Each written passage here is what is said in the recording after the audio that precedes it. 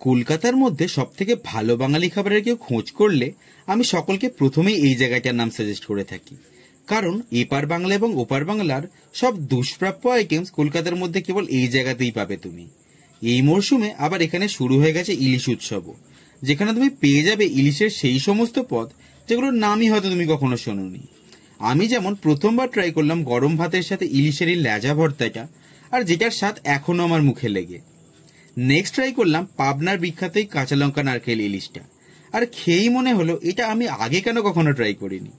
তুমি চাইলে ট্রাই করে নিতে পারো ইলিশ বেগুনের ঝাল, ইলিশের তেল ঝাল বা আনারসি ইলিশের মতো পদও। ইলিশ পোলাওটা শুধুই খেয়ে নেওয়া যেত, এতটাই ভালো খেতে ছিল। কিন্তু আমরা এটা ট্রাই করলাম মাটন পিঠালির সাথে, কারণ এখানে আসলে এনাদের মাটনের ডিশ না ট্রাই করলেই নয়।